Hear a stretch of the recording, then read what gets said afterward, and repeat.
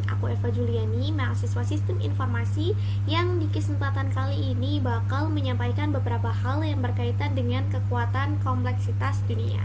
Kalian tahu apa? Yap, that is adalah finance atau keuangan.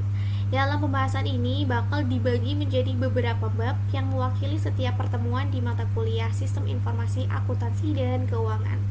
Dan seperti yang kita tahu, dunia finance itu sangat-sangat luas, luar biasa sekali. So, tanpa berlama-lama lagi, let's get it and end this intro. Selamat menyaksikan.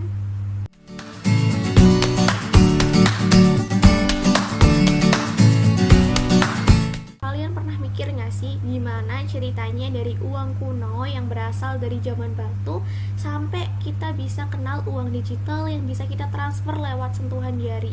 Dan gimana sih perjalanan epic ini terjadi?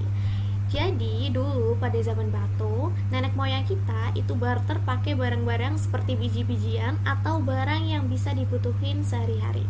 Terus manusia mulai ciptain uang koin dari logam mulia sebagai cara praktis buat transaksi. Adegan cincin uang logam ini jadi bintang di pasar-pasar kuno. Nah, sedikit bergeser ke zaman kerajaan dan zaman penjelajahan. Kita kenal sama uang kertas yang pertama kali diciptain di Cina. Bayangin aja, sehelai kertas jadi alat tukar yang gak ribet dan gak berat buat dibawa kemana-mana. Terus pas zaman revolusi industri, uang kertas juga mulai berkembang pesat. Dari sana kita pindah ke era modern yang penuh dengan kartu kredit, debit, dan teknologi nirkabel lainnya. Transaksi digital itu mulai jadi pilihan populer dan kita bisa bayar apa aja tanpa bawa-bawa dompet fisik. Uang kertas yang sekarang digunakan sehari-hari kita gunakan bersama itu namanya adalah uang fiat. Nah, siklus mata uang fiat merujuk pada tahapan dan dinamika mata uang tradisional yang dikeluarkan oleh pemerintah yang dikenal juga sebagai mata uang fiat itu tadi. Nah, ini dia beberapa pembagian tahapan umum dalam siklus mata uang fiat. Yang pertama ada penciptaan. Mata uang fiat ini biasanya diciptakan oleh otoritas pusat seperti pemerintah atau mungkin bank sentral. Proses ini melibatkan pencetakan uang fisik atau lebih umum saat ini, penciptaan uang digital. Nah, otoritas pusat itu memiliki wewenang untuk mengatur dan mengontrol pasokan uang. Yang kedua ada peredaran. Setelah diciptakan tadi, mata uang fiat itu masuk ke dalam peredaran melalui berbagai saluran. Digunakan oleh individu, bisnis, dan pemerintah untuk transaksi, pembayaran, dan berbagai aktivitas ekonomi lainnya. Tahap ini melibatkan penggunaan uang dalam kehidupan sehari-hari. Kemudian yang ketiga ada stabilitas atau volatilitas. Mata uang fiat dapat mengalami periode stabilitas atau volatilitas. Nah, stabilitas itu sering menjadi tujuan bagi bank sentral untuk menjaga kepercayaan pada mata uang. Namun, faktor eksternal seperti peristiwa ekonomi atau ketidakstabilan politik atau mungkin perubahan kebijakan moneter itu dapat memunculkan volatilitas. Kemudian ada inflasi dan deflasi. Seiring waktu, mata uang fiat dapat mengalami perubahan daya beli akibat inflasi atau deflasi. Nah, inflasi ini terjadi ketika tingkat harga umum barang dan jasa itu sama-sama naik dan menggerus nilai uang. Deflasi adalah sebaliknya, di mana harga umumnya turun berpotensi meningkatkan nilai uang. Kemudian ada kebijakan moneter pemerintah juga. Pemerintah dan bank sentral itu memainkan peran penting dalam mempengaruhi siklus mata uang fiat melalui kebijakan moneter. Nah, mereka dapat menyesuaikan suku bunga, menerapkan pelonggaran kuantitatif, atau melakukan tindakan lain untuk mengendalikan inflasi, menstabilkan ekonomi, atau mengatasi tantangan ekonomi lainnya. Kemudian ada devaluasi atau revaluasi. Dalam beberapa kasus, pemerintah itu dapat memilih untuk mendepresiasi atau mengevaluasi mata uang fiat mereka. Depresiasi melibatkan pengurangan nilai mata uang terhadap mata uang lain. Nah, sering dilakukan untuk meningkatkan ekspor. Revaluasi adalah kebalikannya, di mana nilai mata uang itu ditingkatkan. Kemudian dilanjut dengan pengertian atau transisi. Mata uang fiat dapat diganti atau mengalami transisi. Ini memungkinkan terjadi karena krisis ekonomi, hiperinflasi, atau pergeseran ke sistem moneter baru. Contohnya melibatkan adopsi euro di banyak negara Eropa atau penggantian mata uang lama selama masa ketidakstabilan ekonomi. Kemudian, akhir peredaran. Pada akhirnya, mata uang fiat itu mungkin ditarik dari peredaran, terutama jika menjadi usang, digantikan oleh mata uang baru, atau jika sebuah negara mengadopsi bentuk uang alternatif seperti mata uang digital. Kemudian ada warisan sejarah. Meskipun mata uang fiat itu berhenti beredar, mata uang tersebut mungkin masih memiliki signifikansi sejarah dan juga budaya. Beberapa mata uang lama menjadi benda koleksi, sementara yang lain menjadi pengingat sejarah ekonomi. Nah, memahami siklus mata uang fiat ini memberikan wawasan tentang kompleksitas sistem moneter, kebijakan ekonomi, dan sifat evolusi mata uang dalam konteks global.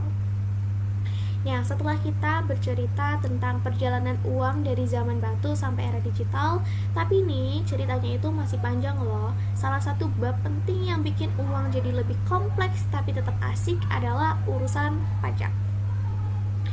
Jadi simpelnya gini nih, seiring berkembangnya masyarakat, pemerintah mulai butuh dana buat ramein kehidupan bersama. Nah, dari situlah lahir konsep pajak. Uang yang kita hasilkan sebagai kecilnya harus dikembalikan ke negara buat pembiayaan berbagai program dan layanan. Jadi, misalnya kita makan pizza, sebagian kecil uang yang kita bayar bakal bantu biaya pendidikan, kesehatan, dan infrastruktur. Nah, di Indonesia sendiri itu ada 3 sistem pemungutan pajak utama yang digunakan oleh pemerintah untuk mengumpulkan pendapatan negara. Berikut ini kita bakal bahas ketiga sistem tersebut. Yang pertama ada pajak penghasilan atau yang biasa kita kenal itu sebagai PPh. Nah, pajak penghasilan itu adalah sistem pajak yang dikenakan atas penghasilan yang diterima oleh warga negara, badan usaha, atau orang asing yang memperoleh penghasilan dari Indonesia. Kemudian PPh ini terbagi menjadi 2 kategori utama, yaitu PPh orang pribadi atau PPh OP dan PPh badan atau PPh B. PPh OP ini dikenakan kepada individu, sedangkan PPh B dikenakan kepada badan usaha. Kemudian PPh juga melibatkan pemotongan langsung dari penghasilan yang diterima, baik itu gaji, dividen, bunga, atau keuntungan dari penjualan aset. Kemudian yang kedua itu ada pajak pertambahan nilai atau PPN dan pajak penjualan barang mewah atau PPNBM. Nah, PPN ini adalah pajak yang dikenakan atas penyerahan barang dan jasa. PPN ini dikenakan pada setiap tahap produksi dan distribusi dari produsen hingga konsumen akhir. Kemudian ada PPNBM yang merupakan bagian dari PPN dikenakan atas penjualan barang mewah tertentu, misalnya kayak mobil mewah, perhiasan, dan barang-barang lain yang dianggap mewah. Kemudian PPN dan PPNBM dihitung sebagai persentase dari nilai transaksi dan penjual bertanggung jawab untuk mengumpulkan dan menyetor pajak tersebut ke pemerintah. Kemudian yang terakhir ada pajak bumi dan bangunan atau yang lebih kita kenal itu sebagai PBB. Nah, PBB ini adalah pajak yang dikenakan atas kepemilikan properti termasuk tanah dan juga bangunan. Pajak ini bertujuan untuk mengoptimalkan pemanfaatan dan penggunaan lahan serta menghasilkan pendapatan bagi pemerintah daerah. Kemudian tarif PBB ini dapat berbeda-beda antar daerahnya masing-masing, tergantung pada kebijakan pemerintah daerah setempat. PBB ini biasanya dikenakan setiap tahun dan dihitung berdasarkan nilai jual objek pajak atau NJOP. Sistem-sistem ini bersifat komplementer dan saling melengkapi untuk mencakup berbagai aspek kegiatan ekonomi dan kepemilikan. Pemerintah Indonesia secara berkala itu dapat melakukan perubahan dalam kebijakan pajak untuk mengakomodasi perkembangan ekonomi dan kebutuhan fiskal lainnya. Dan setelah setelah kita mengetahui tentang sejarah mengenai uang dari yang tadi uang tradisional ke uang modern, sekarang gak ketinggalan kita kenal juga sama mata uang kripto yang lagi hits banget. Tapi yang perlu diingat, pajak juga ada loh di dunia kripto. Setiap transaksi yang kita lakukan bisa aja kena pajak. Jadi selalu aware sama kewajiban kita sebagai warga negara yang baik ya guys. Dan sekarang kita punya uang digital dan kripto yang bikin kita bisa transfer duit ke ujung dunia cuma lewat sentuhan jari. Dari barter batu sampai transaksi digital, perjalanan uang ini kayak kisah epik yang gak ada habisnya. Semakin berkembangnya zaman, ada satu istilah baru muncul, yaitu lender dan juga crowdfunding. Bayangkan kita punya ide bisnis atau proyek keren tapi kayaknya butuh duit lebih. Nah, lender dan crowdfunding ini bisa jadi solusinya. Jadi simpelnya gini, lender itu kayak teman pinjaman kita, bisa bank, lembaga keuangan, atau bahkan individu. Mereka itu siap memberikan dana sebagai imbalan tertentu, misalnya kayak bunga. Jadi kalau kita butuh dana buat beli rumah atau mulai bisnis, lender itu bisa jadi jawaban teman-teman semuanya. Tapi tentu kita harus bayar balik sesuai kesepakatan. Nah, sekarang ada yang namanya crowdfunding yang bisa dibilang lebih pop di era digital. Ini kayak kerjasama kolektif buat wujudin ide atau proyek kita. Jadi nggak harus lewat bank atau lembaga keuangan besar. Kita bisa dapat dana dari banyak orang yang tertarik sama ide atau proyek kita. Menurut Kamus Oxford, crowdfunding adalah praktik pendanaan proyek atau usaha dengan mengumpulkan sejumlah kecil dana dari banyak orang, biasanya melalui internet.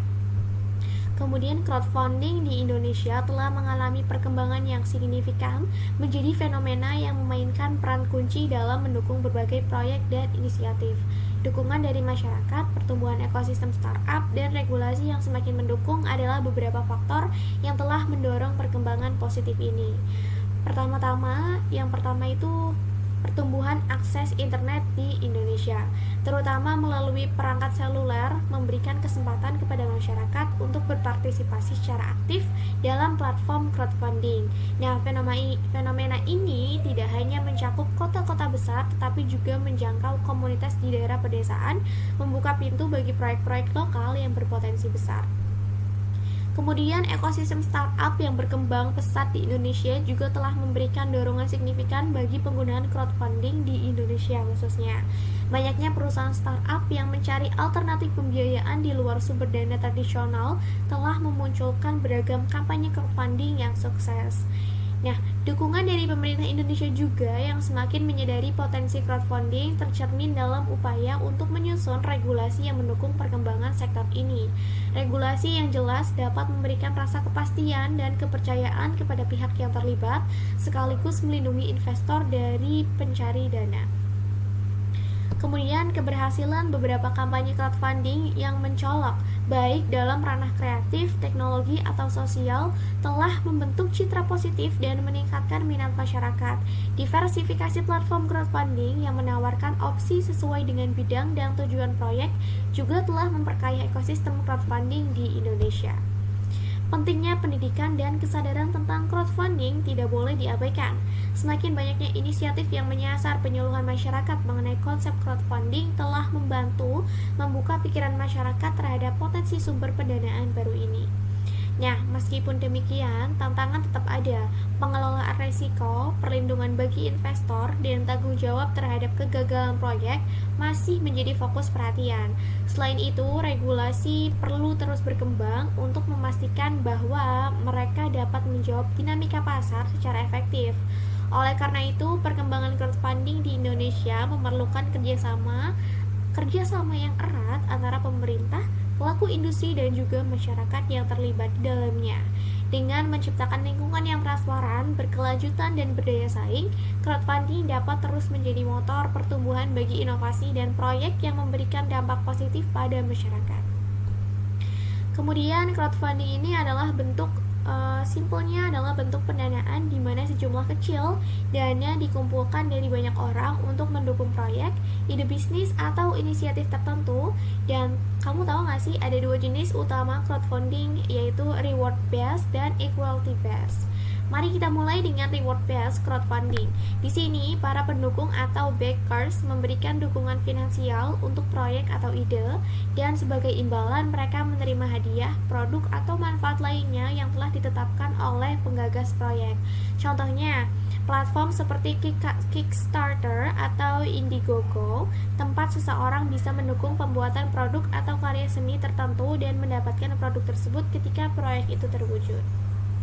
Sementara itu, yang kedua ada equality based crowdfunding.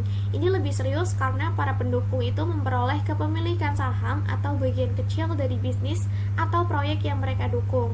Ini mirip dengan model investasi di mana keberhasilan proyek bisa berarti keuntungan finansial bagi para pendukung. Nah, platform seperti Seed Invest atau Crowdcube menawarkan sarana bagi individu untuk berinvestasi dan menjadi pemegang saham dalam startup atau bisnis yang menarik bagi mereka. Berikutnya adalah mekanisme proses penggalangan dana. Pertama, seorang atau tim mengusulkan proyek mereka di platform crowdfunding. Ini melibatkan pembuatan deskripsi proyek yang menarik, menentukan tujuan keuangan, dan menetapkan durasi kampanye. Nah, setelah kampanye dimulai, para pendukung ini dapat memberikan kontribusi finansial sesuai dengan kemampuan mereka. Selama kampanye ini berlangsung, penggagas proyek sering berkomunikasi dengan para pendukung melalui pembaruan rutin, kemudian mengungkapkan perkembangan dan memberikan apresiasi kepada mereka yang telah mendukung. Nah, keberhasilan kampanye sangat bergantung pada kemampuan penggagas untuk berkomunikasi secara efektif dan membuat potensi pendukung itu tertarik gitu. Nah, jika proyek mencapai atau melebihi target keuangan yang ditetapkan dalam batas waktu yang ditentukan, dana dikumpulkan dan diberikan kepada penggagas proyek. Namun, jika target tidak tercapai, dana biasanya dikembalikan kepada para pendukung.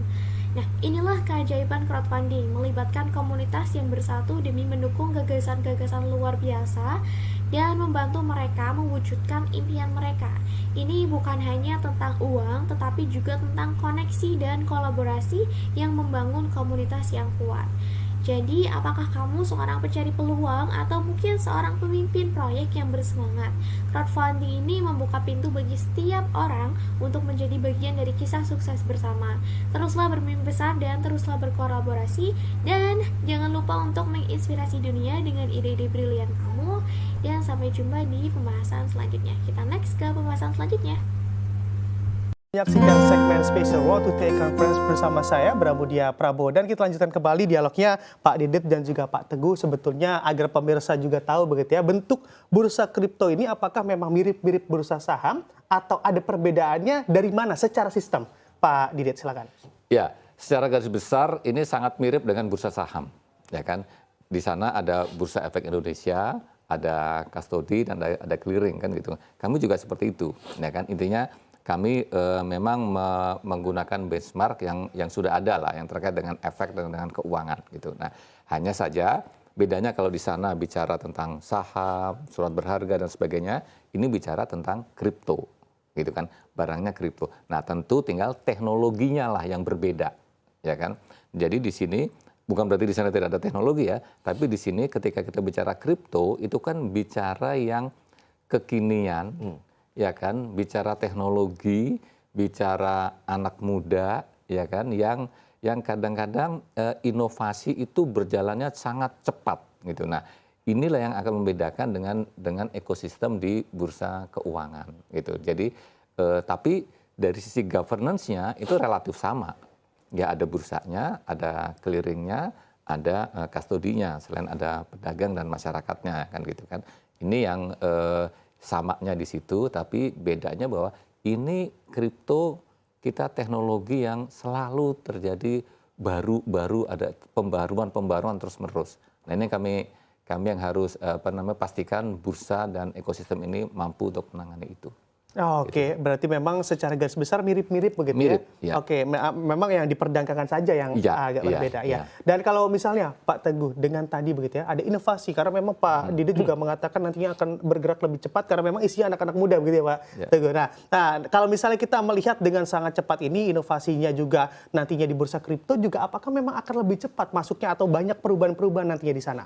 Ya, kalau kami melihatnya menjadi hal yang positif karena apa?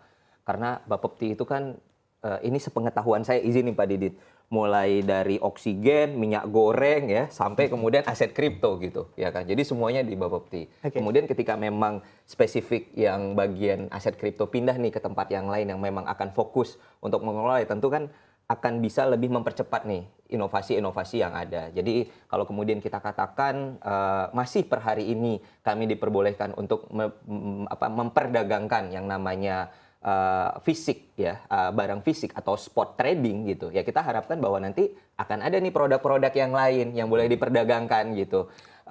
Seperti ya kalau kita ngomongin di industri kripto yang lain, ada staking di situ, ada kemudian kita bilang derivatif produk gitu ya, ataupun produk-produk yang lain gitu yang memungkinkan inovasi bisa berjalan di atasnya.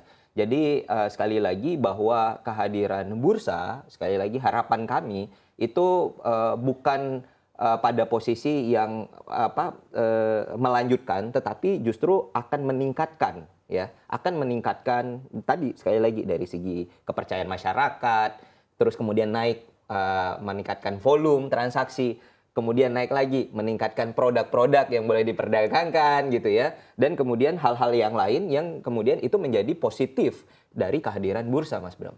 Oke, nah ini dengan adanya tadi ada derivatif begitu ya, ada pun staking, sebetulnya kalau misalnya diadopsi dimasukkan ke bursa kripto ini akan bisa dalam waktu cepatkah juga Pak Didit, atau memang nantinya perlu waktu lagi karena memang terbentuk dengan regulasi?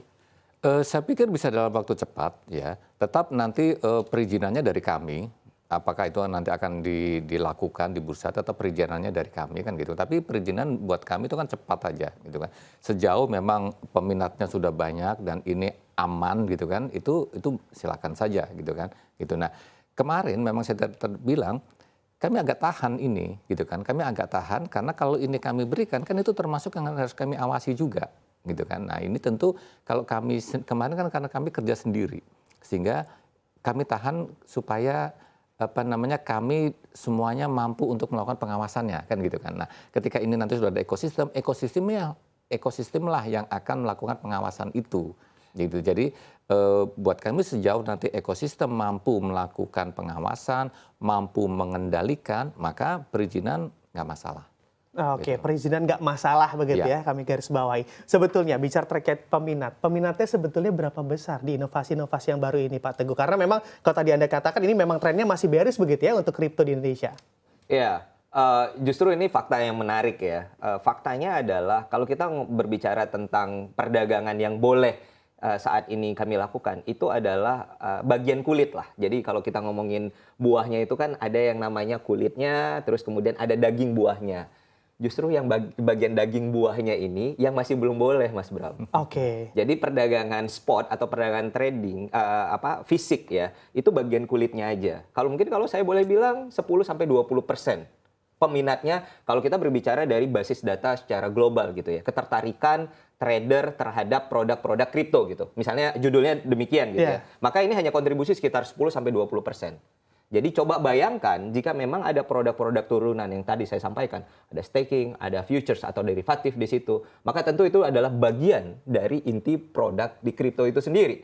Jadi berapa banyak atau berapa besar pasar yang kemudian kita bisa grab lagi. Nah, selama ini yang terjadi apa? Karena keterbatasan untuk sebagian pihak atau sebagian orang akhirnya diam-diam untuk kemudian mereka ya udahlah coba cari di market-market yang lain kan gitu, karena memang kan belum diatur. Nah, ini yang kita harapkan ketika ada bursa sudah diatur, Bapepti juga mengizinkan gitu ya produk-produk dengan sepengetahuan dari Bapepti gitu ya. Tentu kita harapkan bahwa yang sebelumnya volume atau transaksi itu dikontribusi pada market di luar Indonesia, maka kita harapkan bisa balik ke Indonesia dan itu akan bisa nge-boost dari volume atau market yang ada di Indonesia, Mas Bram. Oke, baik. Nah, ini bicara terkait peningkatan volume transaksi, Pak Didit. Kalau misalnya kita katakan memang kondisinya sedang bearish, dan ini upayanya harus seperti apa lagi atau upaya strategi jitunya untuk meningkatkan volume selain tadi menyiapkan ekosistemnya ada di mana? Kiranya yang tadi juga disebutkan begitu ya, masih di permukaannya saja belum sampai pada inti buahnya, Pak Didit. Jadi justru kami akan mendorong tadi agar pasar segera masuk ke buahnya.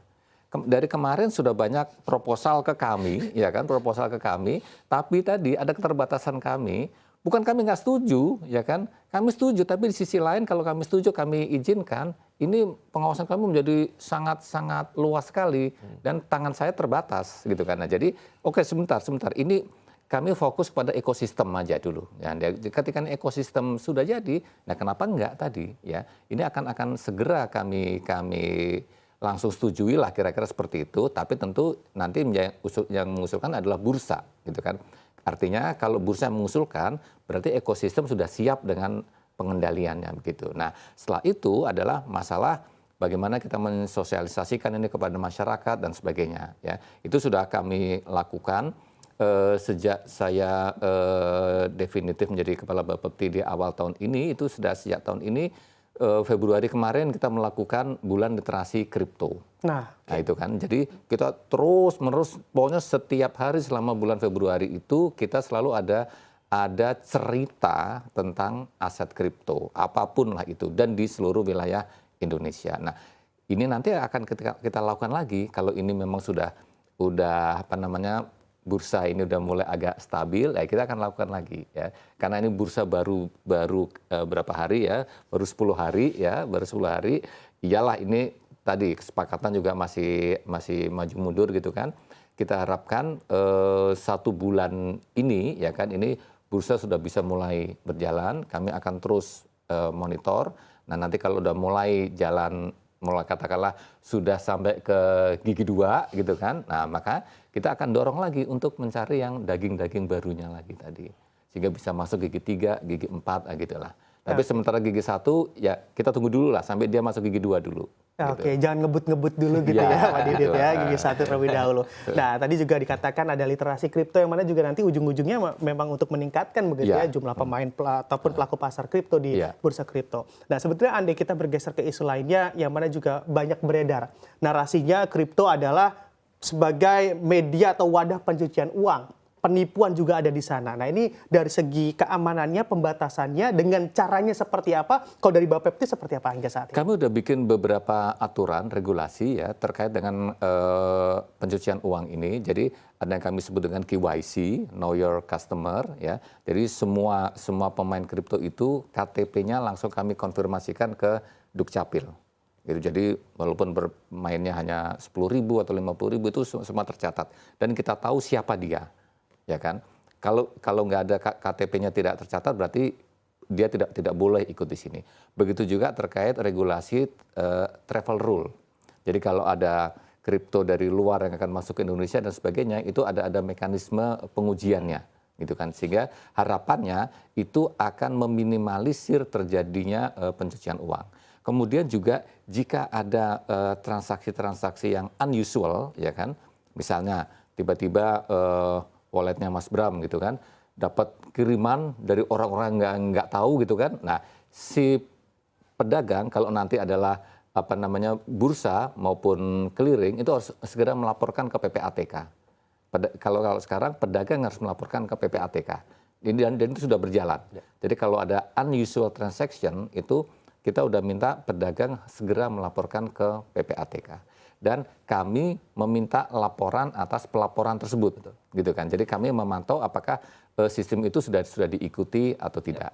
Dan beberapa kasus, beberapa penegak hukum itu juga selalu minta kepada kami jika diindikasikan tersangkanya yang ada di sana itu bermain kripto. Dan itu selalu kami sampaikan ke penegak hukum. Oke, berarti semakin selektif begitu di sana Pak Didit ya, melihat KYC tadi ya di sana. Nah, kalau misalnya semakin selektif ini apakah juga berdampak pada, kalau kita ketahui begitu ya, banyak pemain Indonesia justru mainnya di luar negeri. Ditambah dengan selektif ini, apakah juga semakin enggan begitu mereka main di Indonesia? Anda melihatnya seperti apa, Pak Teguh? Kalau kita ngikutin dari peraturan yang ada ya, jadi kalau tadi saya boleh menambahkan dari Pak Didit, ada yang namanya NRA dan SRA. Jadi ada namanya National Risk Assessment dan ada namanya Sectoral Risk Assessment. Itu yang kemudian dibuat untuk bisa mengkalkulasi apakah kemudian transaksi dengan profil orang seperti ini masuk ke dalam kategori yang low risk, medium risk, atau high risk gitu. Nah,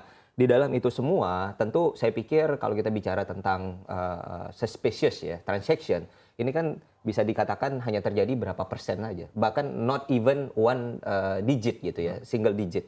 Jadi itu yang tadi yang Pak Didit sampaikan. Jadi kalau kemudian ada suspicious transaction, ada transaksi yang mencurigakan, maka kewajiban bagi pedagang untuk bisa melaporkan ke PPATK dan juga melaporkan ke Bapepti gitu terhadap itu. Nah, kalau kami saat ini melihat tidak ada sangkut pautnya antara penerapan yang berhubungan dengan STR ini tadi gitu ya dengan volume yang terjadi gitu. Karena tadi saya bilang masih sangat kecil lah. Bisa dikatakan sebulan hanya beberapa laporan. Bahkan kadang tidak ada laporan gitu ya. Jadi hal-hal ini saya pikir tidak ada korelasi yang langsung secara signifikan berpengaruh terhadap volume. Justru memang ini bagi pendapat kami ya, ini bagian dari memproteksi adanya uang yang beredar di tanah air gitu. Jadi kalau kemudian kita berbicara tentang yang namanya capital outflow, maka kita juga berharap bahwa ketika ada penerapan ini tentu akan ada red flag yang kemudian jika memang dicurigain, ini kan tentu kita akan ada cara-cara mitigasi yang ke depan gitu. Tetapi sekali lagi tidak terlalu signifikan angkanya, Mas Bram. Oke, tidak terlalu signifikan berarti juga dapat diartikan memang mengutamakan keamanan sebetulnya ya dalam bertransaksi daripada cuan-cuan saja tapi tidak aman begitu ya Pak Teguh ya. Balik lagi, kita menginginkan industri ini sustain, jangka panjang.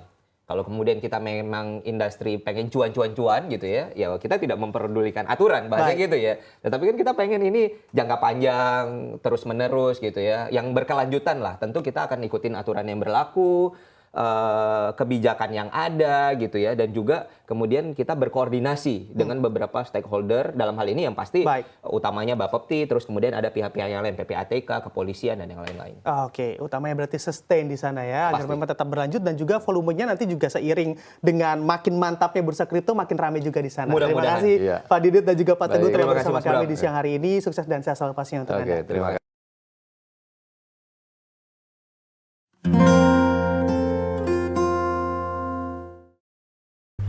Oke, selanjutnya mari kita bahas tentang dua konsep seru di dunia keuangan kripto, yaitu DeFi dan CeFi. Ini bukan lagi tentang mata uang tradisional, tapi seputar kebebasan dan inovasi di ranah kripto. Buckle up karena ini bakal seru banget. Pertama-tama, DeFi alias Decentralized Finance ini kayak revolusi finansial dalam blockchain. Gak lagi terbatas oleh institusi keuangan tradisional, DeFi memungkinkan kita buat pakai layanan-layanan keuangan tanpa perlu perantara atau perantaranya minimal. Kita bisa pinjam-meminjam, trading, atau stake aset digital kita tanpa harus berurusan sama bank. Semua berlangsung di blockchain, transparan dan aman. Nah, sekarang kita ke CeFi alias Centralized Finance. Ini konsep yang lebih tradisional sih daripada DeFi. Kita masih berurusan sama institusi keuangan pusat kayak bank atau perusahaan fintech. Bedanya sekarang mereka mulai ngikutin alur DeFi dan ngelirik teknologi blockchain. Jadi kita bisa akses layanan keuangan tradisional dengan sentuhan teknologi yang lebih modern. Nah, keuntungan DeFi ada pada decentralization-nya alias tanpa tuan rumah tunggal, sementara CeFi itu punya kelebihan dalam kenyamanan dan integrasi yang lebih luas. Keduanya ini punya potensi besar untuk merubah cara kita berurusan dengan keuangan. Jadi guys, sekarang kita punya dua dunia yang berbeda, tapi sama-sama menarik di dalam ekosistem kripto. DeFi dengan kebebasannya dan CeFi dengan kenyamanan dan integrasinya. Pilihan ada di tangan kita dan tergantung pada preferensi dan kebutuhan masing-masing. Teruslah eksplorasi dunia keuangan kripto yang semakin berkembang saat ini. Setelah berpuluh-puluh tahun bank sentral mempunyai kuasa untuk mencetak uang, kini hegemoni itu terancam runtuh. Runtuh oleh apa yang disebut dengan CeFi ataupun DeFi di dunia kripto. Mereka dapat menerbitkan uang sesuka hati mereka, beroperasional selayaknya bank, padahal bukan bank, dan banyak orang, terutama generasi muda, mulai berpindah hati. Sekarang, apa sih masalahnya? Boleh dibilang CeFi dan DeFi ini adalah disruptor yang ada pada sistem finansial saat ini. Dan market cap kripto ini nggak main-main loh guys. Dan saat video ini dibuat, total market cap kripto ada di angka 1,71 triliun. Dan ini dolar, bukan rupiah. Artinya apa? Artinya ada dana sebesar itu yang pindah dari bank konvensional ataupun kendaraan investasi yang lain ke kripto. Dana yang dulunya disimpan, ditabung di bank, atau diinvestasikan di saham. Saat ini malah pindah ke sektor CeFi ataupun DeFi seperti Yearn.finance, PancakeSwap, Uniswap, Binance, dan lain-lain. Saat ini, bank konvensional sudah nggak bisa lagi memandang sebelah mata apa yang terjadi di sistem finansial kita. Bila dibiarkan lebih lama, bisnis bank konvensional akan sama hancurnya dengan bisnis taksi yang dirusak oleh ride sharing seperti Gojek, Grab, ataupun Uber. Dan seperti bioskop yang mungkin bisnisnya diganggu oleh Netflix, dan utamanya bank sentral saat ini, hegemoninya sedang diganggu oleh CeFi dan juga DeFi. Karena CeFi dan DeFi ini juga bebas menerbitkan uang sesuka hati mereka, saya bilang uang guys, dalam bentuk token. Dan ini boleh dibilang adalah peperangan. Kita akan membahas lebih dalam, tapi sebelumnya kita harus tahu lebih dulu pihak-pihak yang terlibat dalam peperangan ini. Untuk itu, teman-teman harus melihat bagian berikut. Di kubu pertama ada kubu CeFi dan juga DeFi. Kubu kedua ada bank sentral dan bank konvensional. Setelah nonton video ini, diharapkan teman-teman bisa melihat kondisi ekonomi kita secara keseluruhan dari helikopter view. Dan saya akan berusaha menjelaskan dengan bahasa yang mudah dimengerti. Meskipun sebenarnya konten ini adalah konten yang cukup berat, sebelumnya kalian tim DeFi atau CeFi atau mungkin tim bank. Tulis pendapat kalian ya guys. Oke, pertandingan dimulai. Sekarang kita bahas dulu kekuatan di masing-masing kubu. Yang pertama adalah CeFi. Apa itu CeFi? CeFi adalah platform penyedia jasa keuangan yang tersentral. Dana dikontrol dan diatur oleh suatu perusahaan. CeFi memberikan janji dana kita akan dikelola dan disimpan dengan aman. CeFi juga menyediakan customer service bila sewaktu-waktu kita membutuhkan. Kekurangannya di CeFi, mereka akan melakukan screening para user dengan melakukan KYC saat di awal ketika kita akan registrasi. Meskipun ini tujuannya baik ya guys, tapi ada beberapa orang yang mungkin gak nyaman melakukan ke KYC. Terutama untuk orang-orang high profile yang menggunakan kripto untuk tujuan tertentu. Beberapa exchange bahkan punya wewenang untuk menahan dana apabila suatu hari ditemukan dana kita ini berhubungan dengan kegiatan kriminal, korupsi, ataupun terorisme. Oke, kemudian kita lanjut ke DeFi. DeFi adalah decentralized finance, kurang lebih sama seperti CeFi. Bedanya, DeFi tidak tersentral dan DeFi ini adalah penyedia jasa keuangan yang sepenuhnya otomatis diset oleh algoritma dan bahasa pemrograman. Jasa pelayanan platform DeFi juga sudah selayaknya bank, seperti saving, lending, deposito, dan pertukaran aset ataupun mata uang kripto. DeFi sebenarnya diciptakan sebagai solusi atas biaya jasa keuangan yang biasanya mahal. Jasa keuangan seperti bank konvensional ini biasanya membebankan biaya admin yang lumayan mahal. Sementara di DeFi sudah memotong biaya dengan sangat amat besar. Di DeFi tidak diperlukan satu bangunan khusus, tidak perlu punya banyak staf, jasa keamanan, listrik, dan lain-lain. Contoh decentralized finance itu seperti Yearn.finance, PancakeSwap, Uniswap, dan lain-lain. Mereka sudah beroperasional selayaknya bank, tapi tanpa biaya operasional yang besar seperti bank. Kemudian, perbedaannya dengan bank konvensional adalah aset yang ditransaksikan. Decentralized finance menggunakan aset kripto, sementara bank konvensional menggunakan mata uang fiat. Dikatakan desentral karena nggak dikuasai ataupun diatur oleh satu institusi tertentu. Decentralized finance diatur dan dikontrol oleh para user sendiri melalui sistem voting apabila diperlukan adanya perubahan algoritma. Decentralized finance lintas negara, lintas benua, dan enggak diregulasi. Kekurangan ataupun boleh dibilang kelebihan deh, transaksi di DeFi itu anonymous. Siapa aja yang melakukan transaksi di sini, kita nggak pernah tahu. Kita hanya bisa melihat address walletnya aja, tanpa tahu siapa sebenarnya yang melakukan transaksi. Hal ini menyebabkan kekhawatiran beberapa pihak bila ternyata dananya mengalir pada kelompok tertentu. Misalkan kelompok kriminal, geng, mafia, atau mungkin teroris. Kriminal di DeFi juga sukar diidentifikasi. Pelaku flash loan attack, DeFi rug pull itu susah ditangkap. Oke, nah kita sudah bahas CeFi dan juga kita sudah bahas DeFi. Apa sih bedanya antara CeFi dan juga DeFi?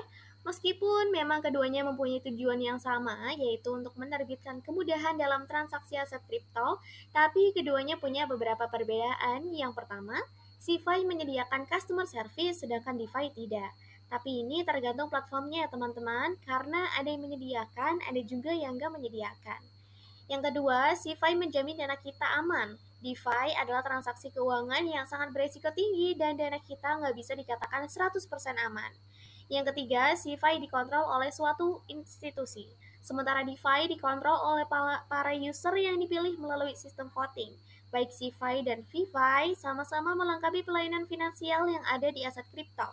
Tentunya semua dengan kelebihan dan kekurangannya masing-masing. Kemudian di kubu kedua nih, ada bank konvensional dan bank sentral. Apa itu bank sentral? Bank sentral adalah pihak ataupun lembaga yang berhak untuk mencetak uang di suatu negara tertentu. Bank sentral adalah lembaga yang dimiliki oleh swasta dalam suatu pemerintahan negara yang bertanggung jawab untuk menjaga stabilitas mata uang, menjaga stabilitas sektor perbankan, menjaga inflasi, dan menjaga seluruh sistem keuangan yang ada di suatu negara. Negara nggak punya hak untuk mencetak uang, bank sentral lah yang punya hak untuk mencetak uang. Ini wawancara dari Federal Reserve, Bank Sentral Amerika. Dan bank sentral di seluruh dunia kurang lebih bekerja dengan sistem yang sama. Jadi semua pihak yang terlibat dalam peperangan ini sama-sama menciptakan, membuat, mentransaksikan, dan mengolah mata uang impian. Yang satu adalah mata uang fiat atau kertas, yang dua adalah mata uang digital ataupun kripto. Dua-duanya sama-sama uang impian. Mengapa saya sebut uang impian? Karena mata-mata uang ini nggak di-backup oleh apapun. Mata uang di dunia menjadi fiat karena sejak perjanjian Bretton Woods, semua mata uang di-backup oleh dolar, yang kemudian dibatalkan dan dolar hanya di-backup oleh angin aja. Kemudian gimana dengan bank konvensional? Bank konvensional adalah suatu lembaga penyedia jasa keuangan di suatu negara yang harus mengikuti regulasi.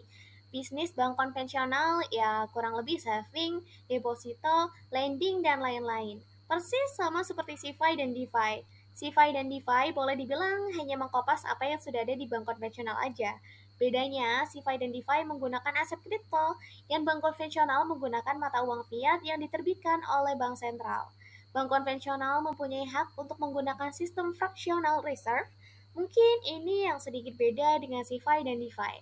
Saya kurang tahu apakah CeFi dan DeFi juga menggunakan sistem fractional reserve seperti ini, di mana kalau bank mendapatkan dana senilai $10, saya sebagai bank berhak meminjamkan yang $9, dan $1 saya simpan. Makanya dari sistem fractional reserve ini, semua bank apapun, sebesar apapun, kalau tiba-tiba ada orang yang menarik dananya secara besar-besaran, bisa aja terjadi gagal bayar, karena liquidity-nya nggak ada.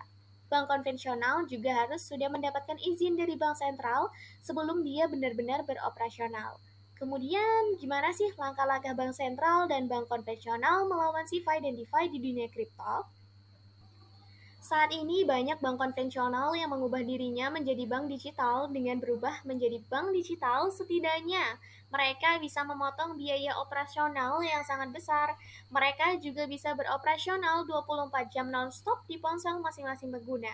Tapi ini kabar buruk buat teman-teman bankir, karena di masa depan jumlah personal karyawan bank akan semakin berkurang. Para satpam yang selalu membuka pintu dengan senyuman, para teller yang melayani kita dengan sabar, nggak akan kita lihat lagi di masa depan.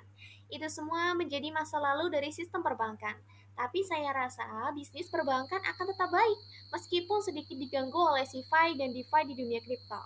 Tapi syaratnya semua orang harus tetap percaya menggunakan mata uang fiat. Dan saat ini para pemimpin dunia terbagi dalam 3 kubu.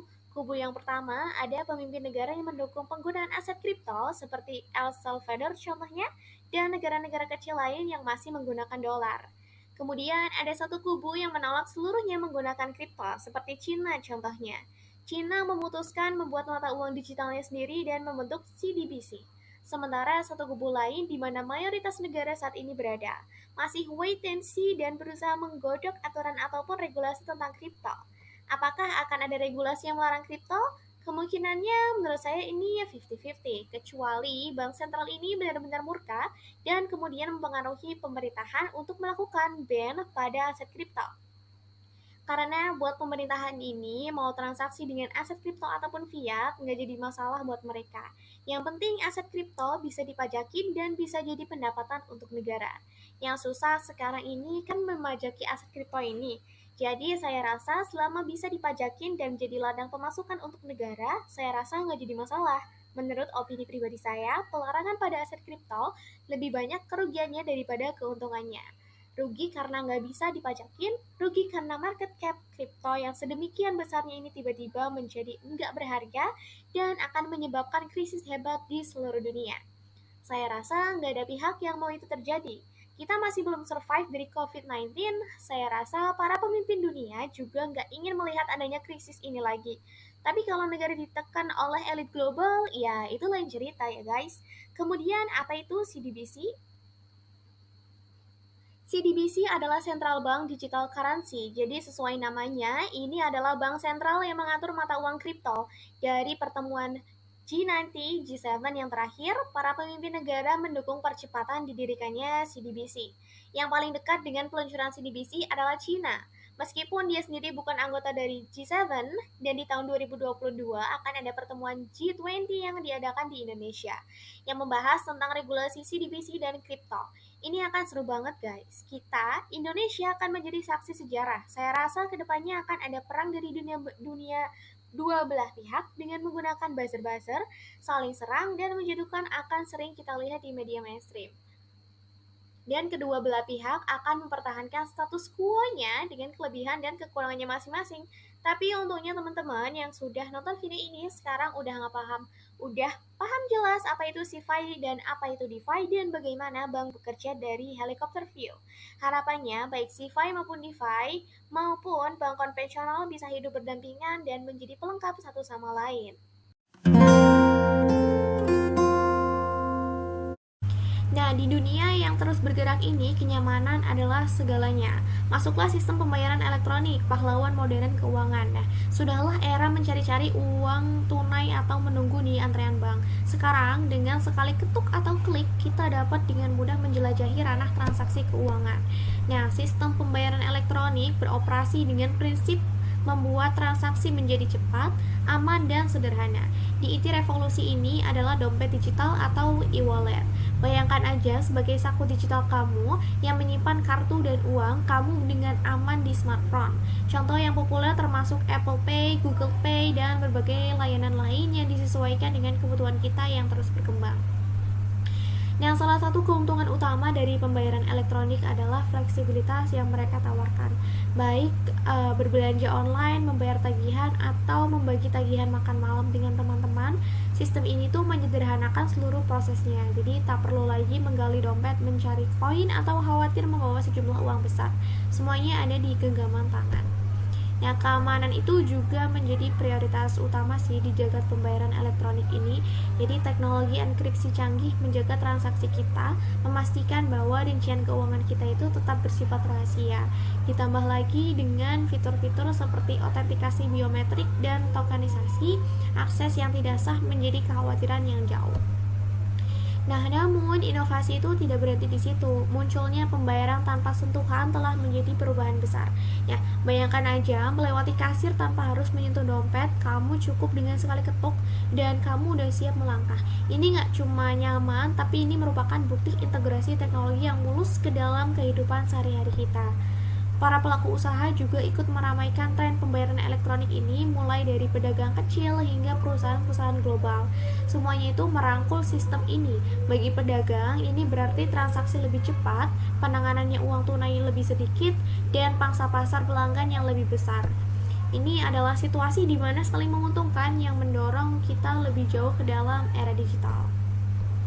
Nah, saat kita berlayar melalui lautan pembayaran elektronik, kita juga menyaksikan munculnya mata uang kripto, Bitcoin atau Ethereum, dan mata uang digital lainnya menantang konsep uang tradisional. Meskipun belum diterima secara universal, potensi untuk landscape keuangan yang terdesentralisasi dan tanpa batas sungguh memikat. Nah, proses bisnis P2P lending atau peer-to-peer lending melibatkan serangkaian langkah yang memungkinkan individu atau bisnis untuk meminjam atau memberikan pinjaman dana secara langsung satu sama lain melalui platform online. Berikut adalah langkah-langkah umum dalam proses bisnis P2P lending. Yang pertama adalah pendaftaran. Peminjam dan lender pertama-tama perlu mendaftar atau membuat akun di platform P2P lending. Nah, proses pendaftaran ini mencakup verifikasi identitas, pengecekan kredit, dan pengumpulan informasi terkait keuangan. Kemudian yang kedua, dilanjutkan dengan pengajuan pinjaman atau penawaran pinjaman. Nah, peminjam kemudian mengajukan permohonan pinjaman dengan menyertakan detail detail tentang jumlah yang diminta, tujuan pinjaman, dan tingkat suku bunga yang diinginkan, dan jangka waktu yang harus dipenuhi oleh pinjaman tersebut tentunya. Kemudian di sisi lain juga lender dapat membuat penawaran untuk memberikan pinjaman dengan menentukan jumlah yang bersedia dipinjamkan, tingkat suku bunga, dan kriteria lainnya. Kemudian dilanjut dengan evaluasi kredit. Platform P2P lending ini melakukan penilaian kredit terhadap peminjam. Ini melibatkan analisis kredit berbasis data yang dikumpulkan dari berbagai sumber, misalnya kayak riwayat kredit, data keuangan, dan faktor-faktor lain yang dapat mempengaruhi kemampuan peminjam untuk membayar kembali pinjaman. Kemudian ada penentuan suku bunga. Berdasarkan hasil evaluasi kredit, platform penetapan tingkat suku bunga yang sesuai dengan tingkat resiko peminjam dan lender juga dapat bernegosiasi tingkat suku bunga yang diinginkan sebelum kesepakatan akhir. Kemudian ada pengaitan peminjaman dan lender. Setelah persetujuan pinjaman, platform P2P lending mengaitkan peminjam dengan lender yang bersedia memberikan pinjaman. Beberapa platform menggunakan sistem lelang di mana lender bersaing untuk memberikan pinjaman dengan tingkat suku bunga terbaik. Kemudian ada pencairan dana. Setelah kaitan antara peminjam dan lender terjadi, dana itu dipindahkan dari lender ke peminjam. Proses ini seringkali melibatkan pihak ketiga atau mungkin rekening escrow untuk memastikan keamanan dan keandalan transaksi. Kemudian pembayaran dan pelacakan. Peminjam ini mulai membayar angsuran sesuai dengan jadwal yang telah ditentukan. Platform P2P lending menyediakan sistem pembayaran otomatis dan melacak pembayaran. Lender menerima pengembalian dana secara berkala sesuai dengan pembayaran peminjam. Kemudian ada manajemen risiko dan pengelolaan kredit bermasalah. Platform P2P lending ini aktif dalam manajemen risiko, termasuk pemanfaatan atau pemantauan kinerja pinjaman dan menangani penunggahan atau kredit bermasalah. Beberapa platform juga memberikan fasilitas dana darurat atau asuransi untuk melindungi lender dari risiko gagal bayar. Kemudian ada pelaporan dan transparansi. Platform P2P lending menyediakan laporan dan ringkasan kinerja portofolio, memberikan transparansi kepada lender mengenai performa pinjaman dan hasil investasi mereka.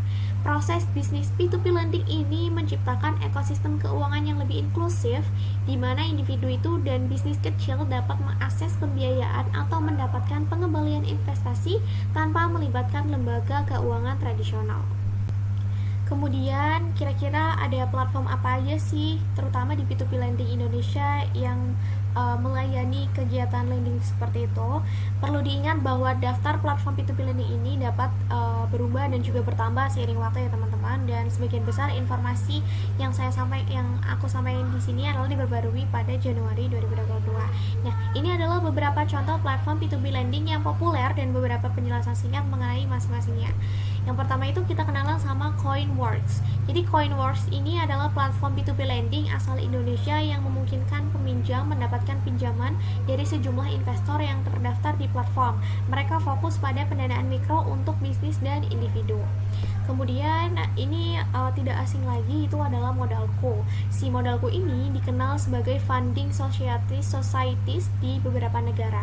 Adalah platform P2P lending yang beroperasi di beberapa negara Asia Tenggara. Mereka menyediakan pembiayaan bagi usaha kecil dan menengah atau UKM serta individu. Kemudian ada aplikasi Acceleran juga. Acceleran ini adalah platform P2P lending Indonesia yang berfokus pada pembiayaan untuk UKM. Mereka itu mempertemukan peminjam dengan investor yang mencari peluang investasi dengan tingkat pengembalian yang menarik. Kemudian ada Investri. Investri ini adalah platform P2P lending di Indonesia yang menghubungkan peminjam dari kalangan bisnis atau UKM dengan investor yang mencari peluang investasi. Mereka menawarkan berbagai jenis produk pembiayaan. Kemudian ada juga yang namanya Mekar. Mekar ini adalah platform P2P lending yang berfokus pada pembiayaan mikro dan kecil di Indonesia. Mereka ini memiliki model bisnis yang unik di mana investor mendanai mitra-mitra mikro entitas yang kemudian memberikan pinjaman kepada peminjam akhir. Kemudian ada juga Crowdo. Crowdo ini adalah platform P2P lending regional di Asia Tenggara yang menawarkan pembiayaan untuk UKM dan proyek pengembangan properti. Mereka ini beroperasi di beberapa negara termasuk Indonesia, Singapura, dan juga Malaysia. Kemudian yang terakhir itu ada P2P lending internasional. Beberapa platform P2P lending internasional seperti Funding Circle, Lending Club, dan Prosper beroperasi di luar Indonesia. Mereka ini menyediakan layanan serupa di mana peminjam dapat mendapatkan pinjaman dari sekelompok investor. Nah, teman-teman, penting untuk selalu memahami persyaratan dan ketentuan setiap platform P2P lending, termasuk tingkat suku bunganya, biaya, dan juga risiko yang terkait. Sebelum berpartisipasi sebagai peminjam atau investor, sebaiknya membaca dengan seksama informasi yang disediakan oleh platform dan memahami risiko yang terkait dengan jenis investasi ini, supaya kamu nggak salah pilih aplikasi peer-to-peer lendingnya. Ngomongin soal uang, pernah kepikiran gak sih gimana kalau kita bisa minjem uang buat modal usaha tapi tanpa perantara bank atau sebaliknya? Kita bisa minjemin uang ke para pengusaha UMKM dan korporasi secara langsung. Nah, di video kali ini aku mau bahas tentang konsep pendanaan yang cukup marak selama beberapa tahun terakhir, yaitu peer-to-peer lending atau P2P lending. Sebelum aku bahas tentang P2P lending, aku mau ceritain tentang konsep dasarnya dulu nih. Dalam kehidupan sehari-hari selalu ada orang yang kelebihan uang dan orang yang butuh uang. Udah lebih dari 100 tahun terakhir, bank itu jadi jembatan buat orang yang kelebihan uang dan orang yang butuh uang. Orang yang kelebihan uang bakal nyimpan uangnya di bank dalam bentuk tabungan atau deposito dan dapetin bunga atau imbal hasil setiap bulannya. Bunga yang didapetin itu umumnya sekitar 1%-an per tahun untuk bunga tabungan dan sekitar 5%-an per tahun untuk bunga deposito. Nah, di sisi lain, pihak bank bakal mengelola dan ngalokasiin uang simpanan para nasabah buat mereka yang butuh pinjaman uang, entah itu kredit usaha, KPR, atau bahkan buat kartu kredit dalam alokasiin pinjaman tersebut. Pihak bank bakal nerima bunga pinjaman, umumnya bunga pinjaman bank itu sekitar beberapa belas persen per tahun. Sekarang coba bayangin, gimana kalau ada sebuah sistem yang memungkinkan setiap individu buat ngasih pinjaman dan dapetin pinjaman modal usaha tanpa melalui perantara bank? Nah, konsep itulah yang diusung sama platform peer-to-peer lending. Platform ini menjembatani secara langsung mereka yang pengen ngasih modal dan mereka yang butuh modal. Sesuai namanya, peer-to-peer artinya rekan kepada rekan. Di video kali ini aku mau bahas tentang P2P lending tapi dari sudut yang kadang pihak yang ngasih pinjaman atau pendana dulu, mulai dari alokasi pendanaannya, risikonya, sampai imbal hasilnya. Semoga video ini bisa ngasih insight buat kamu yang lagi punya uang lebih tapi bingung mau ngalokasiin uangnya kemana. Pembahasan dari sudut pandang peminjam atau yang dapetin pinjaman mungkin bakal aku bahas di video lainnya. Sekarang kita akan mulai dengan ngebahas alokasi pendanaannya. Tadi aku udah jelasin sedikit lewat platform P2P lending. Kita bisa minjem uang ke peminjamnya langsung, yang artinya kita bisa milih sendiri siapa peminjam yang mau kita danain. Sebelum menentuin mau minjemin ke siapa, kamu harus tentuin dulu kategori pinjaman yang mau kamu danain itu kayak gimana. Ada 3 jenis pendanaan yang paling umum tersedia di platform P2P lending, yaitu utang produktif, utang konsumtif, dan invoice financing. Kita bahas satu persatu. Yang pertama adalah utang produktif. Utang produktif itu adalah utang yang dipakai buat hal-hal yang bisa ngasih nilai tambah di masa depan. Atau kasarnya adalah utang buat modal usaha. Di platform P2P lending ada banyak pilihan utang produktif. Misalnya ngutangin usaha kecil dan menengah atau UKM yang mau gedein usahanya. Bahkan kita juga bisa minjemin uang ke pengusaha kecil kayak ibu-ibu rumah tangga yang mau buka usaha warung atau kantin. Yang kedua adalah utang konsumtif. Utang konsumtif adalah utang yang dipakai buat hal-hal yang sifatnya konsumtif, entah itu sifatnya kebutuhan atau keinginan. Contohnya, utang buat biaya hidup sehari-hari, utang buat modal nikah, atau utang buat hiburan dan jalan-jalan. Kalau dari sudut pandang peminjam, konsep ini sering dikenal dengan istilah pay later. Dan yang terakhir adalah invoice financing. Untuk ngerti tentang ini, aku coba pakai contoh kasus ya. Misalnya, perusahaan A mau pesan seragam kerja sebanyak 10.000 setel buat seluruh karyawannya ke sebuah vendor. Pihak vendor tentu senang banget dapat pesanan dalam jumlah banyak. Tapi kamu harus tahu, nggak semua vendor bisa mengeksekusi pesanan sebanyak itu dengan mudah. Kadang cash flow vendor itu terbatas. Di sisi lain, biasanya pelunasan pembayaran buat proyek kayak gini itu di akhir, setelah proyeknya selesai. Dan ada kalanya uang DP dari perusahaan itu nggak cukup buat belanja bahan baku yang dibutuhin. Dalam kasus kayak gitu, pihak vendor bisa dapetin pembayaran di muka buat memenuhi kebutuhan pesanan atau keperluan dana operasional lainnya. Caranya dengan ngajuin pembiayaan ke platform P2P lending P2P lending. Nanti di tanggal pelunasan pembayaran, invoice pembayaran dari perusahaan A yang seharusnya dipakai buat bayar si vendor itu bakal dipakai buat bayar pihak pemberi pinjaman dari platform P2P lending. Itulah konsep invoice financing. Menarik nggak sih? Sekarang mungkin kamu penasaran, risiko dari sisi pendana atau pemberi pinjaman itu apa aja? Kira-kira risikonya besar atau kecil? Kamu perlu tahu risiko yang bisa kita dapetin kalau minjem uang di P2P lending adalah telat bayar dan gagal bayar. Telat bayar itu terjadi kalau pihak peminjam nggak bisa bayar pinjamannya tepat waktu.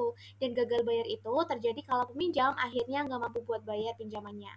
Secara umum, risiko P2P lending ini lebih tinggi dibanding konsep pinjaman lainnya, kayak minjemin uang ke bank dalam bentuk simpanan dan deposito atau minjemin uang ke negara dalam bentuk obligasi. Soalnya, kalau kita minjemin uang ke bank, risiko telat dan gagal bayar kreditnya ditanggung sama bank.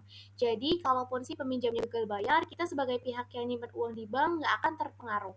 Kita tetap dapat bunga tabungan atau bunga deposito. Paling-paling si peminjam itu dikejar-kejar sama debt collector dari pihak bank. Obligasi negara juga sejauh ini bisa dibilang aman banget, belum pernah ngalamin gagal bayar. Dan secara umum jarang banget ada negara yang gagal bayar obligasi ke masyarakatnya, kecuali kalau negara yang bersangkutan lagi di fase krisis yang ekstrim. Sementara di P2P lending ini, risiko telat dan gagal bayar ini nggak ditanggung sama pihak perantara, tapi ditanggung langsung sama kita sebagai pemberi pinjaman atau pendana. Pihak penyedia platform P2P lending tentu bakal bantu kita buat nagih ke pihak peminjam. Tapi balik lagi, kalau peminjam benar-benar nggak ada uang buat bayar pinjaman, kita sebagai pendana yang menanggung risikonya. Terus kalau resiko berdasarkan jenis pendanaannya gimana? Dari 3 jenis pinjaman yang udah kita bahas, risiko yang paling rendah menurutku itu adalah invoice financing. Yang kedua adalah utang produktif dan yang paling beresiko adalah utang konsumtif. Jadi kalau kamu mau yang risikonya rendah, bisa pilih pendanaan invoice financing. Kalau mau naikin resikonya, bisa pilih utang produktif. Kalau mau yang lebih beresiko lagi, bisa pilih utang konsumtif. Di sisi lain, ada juga beberapa P2P lending yang nyediain fasilitas asuransi. Kamu bisa minimalisir risiko pendanaan kamu dengan asuransi yang udah disediain sama pihak P2P lending. Jadi kalau pihak peminjamnya gagal bayar, pihak asuransi bakal mengcover sebagian besar atau semua pokok utang yang gagal bayar tersebut.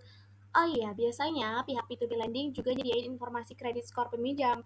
Jadi, kalau kamu mau resikonya lebih rendah, kamu bisa pilih yang kredit skornya bagus. Ternyata resiko P2P lending lumayan tinggi juga ya.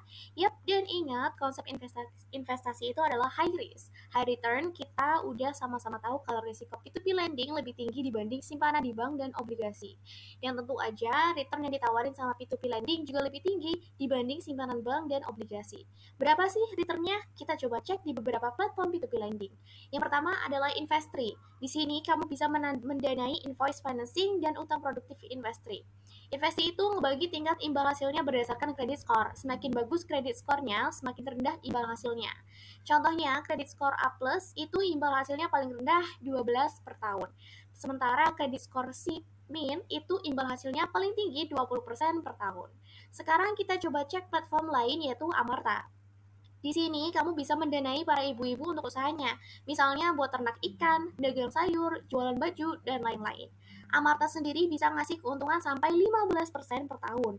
Amarta sama juga kayak Investri, ada kredit risknya. Makin bagus kredit risknya, makin rendah persentase imbal hasilnya. Oh iya, di Amarta itu cicilan pinjaman dan bunganya dibayar per minggu, dan kalau uang cicilan dan bunganya itu kita pakai lagi buat pendanaan baru, kita bisa dapat compounding interest atau bunga berbunga. Yang terakhir kita coba cek di Asetco. Ini adalah pendanaan untuk utang konsumtif. Alokasi dananya bakal dipakai buat mendanai pinjaman. Di Aku Laku, Asetku sendiri ngasih bunga atau imbal hasil berdasarkan durasi pendanaan kita mulai dari 11% per tahun sampai 24% per tahun. Setelah ngebahas tentang resiko dan imbal hasilnya, kita bisa sama-sama kebayang dengan konsep high risk, high return. Semakin besar resikonya, semakin besar pula potensi keuntungannya. Sampai sini mungkin kamu mikir, P2P lending ini aman gak ya? Kok kelihatannya berisiko banget? Kalau nanti peminjamnya kabur gimana? Balik lagi, tergantung definisi amannya dulu. Kalau definisi amannya adalah ini bukan scam dan bukan penipuan, jelas ini bukan scam dan bukan penipuan. Asalkan kamu pilih platform P2P lending yang udah terdaftar atau punya izin usaha dan diawasi sama OJK. Jangan pernah tergiur sama penyedia platform P2P lending yang belum terdaftar di OJK. Sebesar apapun imbal hasil yang dijanjiin, ini platform P2P lending yang sudah terdaftar atau dapat izin usaha dari OJK.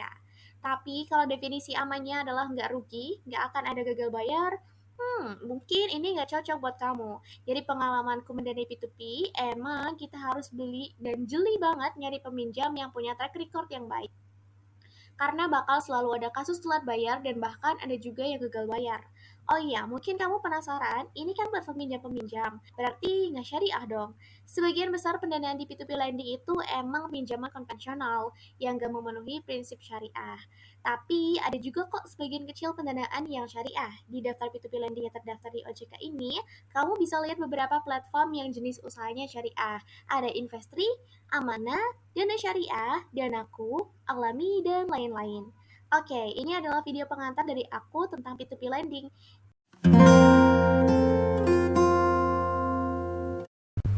Nah, pembahasan selanjutnya ini tidak kalah menarik dari pembahasan sebelum-sebelumnya, yaitu mengenai investasi, hal potensial dan peluang finansial yang menarik banget dibahas khususnya bagi anak muda. Karena yang kita lihat sekarang ya, perkembangan finance atau keuangan itu semakin merajalela gitu. Khususnya dalam investasi, banyak orang-orang yang mungkin hanya diam gitu ya. Pekerjaannya itu, income-nya itu tidak cukup menutupi untuk outcome, tapi bisa at the end dia bisa menutupi biaya kehidupannya. Salah satunya itu adalah sampingannya itu adalah investasi gitu. Nah, untuk investasi itu banyak banget macamnya, mulai dari saham, obligasi, emas, reksadana, dan sebagainya. Kita akan bahas satu-satu. Yang pertama itu kita bakal bahas mengenai saham. Nah, investasi saham ini kayak menjadi pemilik, kayak istilahnya menjadi pemilik sebagian kecil dari sebuah perusahaan besar. Nah, saat kita beli saham, kita itu berpartisipasi dalam kesuksesan perusahaan itu. Kalau misalkan saham itu naik, kita bisa mendapatkan keuntungan dari kenaikan harga atau menerima dividen. Ini ibarat itu menjadi seperti co-pilot dalam penerbangan kesuksesan bisnis. Kemudian ada investasi yang kedua itu mengenai obligasi. Obligasi ini simpelnya memberikan pinjaman ke perusahaan atau pemerintah. Sebagai imbalannya, kita menerima pembayaran bunga. Nah, obligasi ini umumnya dianggap sebagai investasi yang lebih stabil dan cocok untuk kamu yang suka cari yang aman-aman aja. Kemudian ada investasi properti yang gak kalah menarik juga. Investasi properti atau real estate. Investasi ini mencakup rumah, apartemen, atau bahkan tanah. Selain dapat disewakan untuk mendapat pendapatan yang pasif, nilai properti ini kalau dilihat-lihat juga cenderung naik seiring berjalannya waktu. Ini jadi kayak kalian punya mesin penghasil uang sendiri yang terletak di bawah atap rumah kita sendiri, seperti itu. Kemudian ada sistem investasi yang membawa kita ke dunia kripto, ada Bitcoin, Ethereum, dan sejenisnya sedang naik daun banget sekarang. Kalau misalkan kalian perhatikan, memang investasi Bitcoin ini sedang merajalela gitu ya, sedang aktif-aktifnya. Banyak anak-anak muda yang terjun ke dunia investasi, khususnya investasi Bitcoin seperti ini. Nah, investasi di mata uang kripto adalah petualangan di dunia maya dengan potensi keuntungan yang lebih tinggi. Meskipun keuntungannya tinggi, tentu saja bahwa risikonya juga tinggi. Jadi selalu lakukan riset dan pertimbangan sebelum melompat ke dalam investasi Bitcoin ini, seperti itu. Kemudian kita beralih ke reksadana atau mutual funds. Ini seperti klub investasi di mana banyak orang berkumpul untuk membeli saham dan obligasi bersama-sama. Manajer investasi profesional itu yang mengelola si investasi reksadana ini. Jadi kita nggak perlu jadi pakar keuangan, lebih gampang dan juga lebih mudah dipelajari untuk orang-orang yang baru ingin memulai investasi seperti kita. Kemudian ada ETFs atau Exchange Trade Funds. Ini mirip dengan reksadana tapi bisa diperdagangkan di bursa saham, fleksibel dan juga lebih asik karena kita bisa membeli atau menjualnya kapan aja selama jam perdagangan berlangsung. Kemudian jangan juga lupain tentang diversifikasi. Ini penting, jangan letakkan semua telur dalam satu keranjang. Diversifikasi investasi kita ke berbagai instrumen dan sektor industri dapat membantu meredakan risiko. Jadi kalau satu investasi nggak oke, yang lain itu masih bisa menutupi investasi yang lainnya, seperti itu. Nah, kalau misalkan belum jelas, saya kasih gambaran yang lebih simple ya. Coba bayangin kamu lagi punya duit yang banyak dan kamu itu pakai semua uang itu untuk membeli barang-barang mewah misalnya, sehingga at the end uang kamu itu habis dengan rasio income lebih kecil dibandingkan outcome yang kamu punya. Nah, si investasi ini bakal jadi sahabat kamu buat kamu yang ada lagi di masalah itu gitu. Si investasi ini ngasih kita akses produk investasi yang lebih terjangkau, mulai dari saham, reksadana, sampai cryptocurrency yang tadi saya sebutin, kan lebih asik gitu ya. Terus buat yang lagi butuh dana segar, jangan khawatir karena si investasi ini juga ngebantu kita dengan layanan pinjaman yang gak ribet, proses cepat, syaratnya juga lebih fleksibel. Jadi buat rencana impian atau ngadepin kebutuhan mendesak itu gak bakal jadi momok lagi. Dan yang paling keren itu di investasi ini juga terhubung dengan fintech juga ya. Fintech juga punya fitur-fitur pintar buat ngatur keuangan kita. Di dalamnya itu ada yang ngasih reminder kapan harus bayar tagihan, kapan harus mulai berinvestasi setiap bulannya. Kemudian ada juga analisis pengeluaran kita, jadi kita bisa tahu sih di mana aja sih uang kita itu pergi gitu. Karena semakin pintar kita ngatur keuangan, semakin smooth perjalanan finansial kita juga gitu. Nah, dengan investasi juga sudah banyak orang yang bisa saving income dan of course bisa wujudin financial goals kamu dengan catatan harus terus konsisten dan serius dalam menjalani bidang investasi yang kamu pilih itu ya. Terus kalau misalkan kamu mau nyoba belajar investasi, terus bingung harus mulai dari mana, kira-kira ada nggak sih tempat yang bisa friendly gitu ya dipelajari oleh newbie. Nah, kalau ngomongin hal-hal yang gampang dipelajari, itu kita nggak bisa lewatin salah satu nama yang lagi ngehits banget sekarang, yaitu Rais. Nah, jadi gini, si Rais ini itu kayak sahabat keuangan kita yang bantu banget buat masukin duit ke dalam game investasi, tapi dengan caranya sederhana. Misal gini deh, setiap kali kita belanja, Rais bakal round up jumlah pembelanjaan kita ke angka berikutnya, dan sisanya dialokasikan buat investasi. Misalnya, kamu lagi belanja kopi seharga 15.000. Nah, si Rais ini bakal ngambil 5.000 sisanya dan masukin ke portofolio investasi kita. Nominalnya sih emang gak kerasa ya, tapi bakal lumayan buat nabung sehari-hari, seperti itu. Terus kalau kamu suka tantangan dan mau ngasih otak finansial, coba deh aplikasi fintech yang namanya Bareksa. Ini tempatnya buat mulai bermain-main dengan reksadana. Nah, si reksadana itu kayak paket investasi yang udah disusun jadi satu. Jadi kamu nggak perlu jadi ahli keuangan buat bisa mulai berinvestasi. Cukup pilih paket yang sesuai dengan tujuan kamu dan kamu juga udah bisa jadi investor di investasi kamu itu. Atau mungkin kalau kamu lebih suka yang simpel-simpel aja, coba deh salah satu aplikasi yang mungkin udah kita kenal semuanya itu adalah aplikasi Dana. Selain buat bayar-bayar, si Dana ini juga punya fitur investasi. Jadi bisa sambil seneng-seneng, kita bisa mulai nabung buat masa depan. Gak perlu ribet karena semuanya itu bisa diakses lewat ponsel kita aja. Intinya guys, pada akhirnya ada banyak banget platform investasi atau fintech yang bisa bikin keuangan kita tuh jadi lebih baik atau lebih asik gitu ya. Si Rais, Bareksa, dan Dana itu cuma sebagian kecil dari dunia fintech yang makin memudahkan kita, anak muda khususnya, buat mulai berpetualang di dunia investasi. Jadi jangan ragu lagi, yang penting jangan lupa untuk riset dan juga analisis resiko yang bakal kamu dapetin. Terakhir tapi gak kalah penting, kita perlu menyadari resiko yang tadi udah saya bilang, karena investasi itu seru tapi selalu ada resiko terkait. Jadi jangan gegabah, tetapkan tujuan yang realistis dan selalu lakukan penelitian sebelum membuat keputusan investasi. Jadi teman-teman, sistem investasi itu seperti kita membangun fondasi kekayaan kita sendiri, mulai dari saham, obligasi, properti, kripto, hingga reksadana, dan mungkin emas ya. Semuanya bisa menjadi bagian dari rencana keuangan kita. Ingat, ini bukan lari cepat tapi maraton kekayaan. Kemudian kita lanjut ke pembahasan sistem uang investasi. Nah, sistem uang investasi ini mencakup serangkaian proses dan mekanisme yang terlibat dalam mengalokasikan dan mengelola dana yang diinvestasikan oleh individu atau lembaga dengan harapan mendapatkan pengembalian atau keuntungan. Nah, berikut ini adalah gambaran umum mengenai sistem keuangan investasi. Yang pertama itu ada penentuan tujuan dan profil resiko. Yang pertama, si investor atau seorang investor harus mengidentifikasi tujuan investasi mereka. Apakah itu untuk merencanakan pensiun, membeli rumah, atau pertumbuhan modal. Nah, selain itu, mereka juga harus menilai tingkat toleransi risiko mereka. Kemudian ada pemilihan instrumen investasi. Berdasarkan profil risiko dan tujuan tadi, investor itu harus memilih instrumen investasi yang sesuai. Instrumen ini dapat mencakup saham, obligasi, reksadana, properti, dan instrumen keuangan lainnya.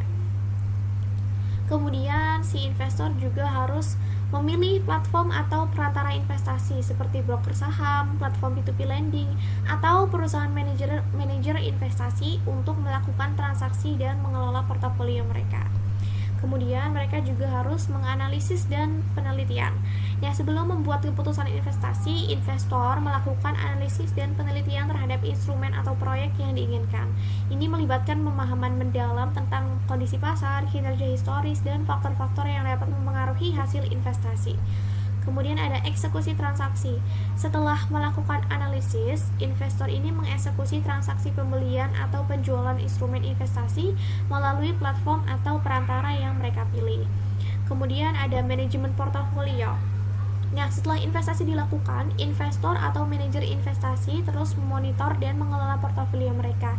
Ini melibatkan pengambilan keputusan seperti rebalancing portofolio, pengaturan ulang alokasi aset, atau mengambil tindakan berdasarkan perubahan kondisi pasar.